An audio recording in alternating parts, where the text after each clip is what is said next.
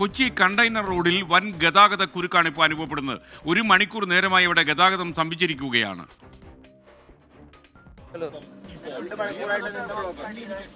ഈ പാലം നല്ല ബ്ലോക്കാണ്. ഞങ്ങൾ എറണാകുളം പോകാൻ ഒരു അത്യാവശ്യമായിട്ട് പോണത്, ഒരു ഹോസ്പിറ്റൽ കേസായിട്ട്. വണ്ടി ഇവിടെ നിന്ന് അനങ്ങണില്ല. 1 മണിക്കൂർ 2 മണിക്കൂറായി ഇവിടെ കിടക്കണം. 2 hour ഇവിടെ ബ്ലോക്കാണ്. ടോട്ടലി ബ്ലോക്കാണ്. 2 hour കണ്ടിന്യൂ ആയിട്ട് ബ്ലോക്കാണ്. പോലീസ് ഇവിടെ ആരും വന്നിട്ടില്ല ഇതുവരെ. എല്ലാം വന്നിട്ടില്ല. YS അഭിനന്ദ് തത്സമയം ചേരുന്നു. അഭിനന്ദ്, ഇപ്പോഴെന്താണ് അവസ്ഥ? ബ്ലോക്ക് മാറിയോ? 2 മണിക്കൂറായെന്ന് പറയുന്നല്ലോ. 2 മണിക്കൂറായി അവിടെ ഗതാഗതമേ നടക്കുന്നില്ലേ? അപ്പോൾ പറയൂ വിവരങ്ങൾ.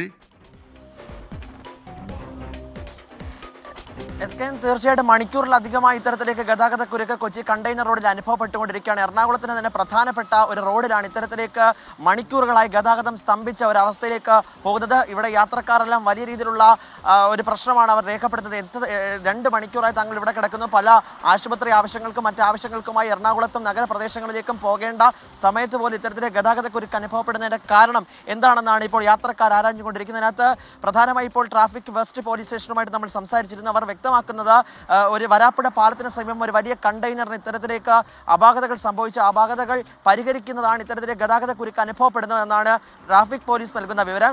നമുക്കറിയാം, കൊച്ചി വില്ലിംഗ്ടൺ ഇതിൻ്റെ ഒരു വൻ തീപിടുത്തം ഉണ്ടായിരുന്നു. ആ തീപിടുത്തം ഉണ്ടായ സ്ഥലത്തേക്ക് പോകേണ്ട ഫയർഫോഴ്സ് യൂണിറ്റ് അടക്കം ഇപ്പോൾ ഗതാഗത കുരുക്കിൽ അനുഭവപ്പെട്ടിരിക്കുകയാണ്. അവിടേക്ക് പോലും പോകാൻ സാധിക്കുന്നില്ല.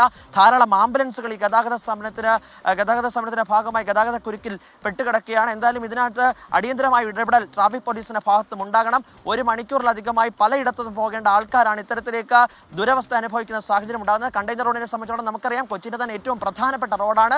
ആ റോഡിലാണ് ഇത്തരത്തിലേക്ക് മണിക്കൂറുകളായി ഗതാഗതം സ്തംഭിച്ചിരിക്കുന്ന അവസ്ഥയുള്ളത്.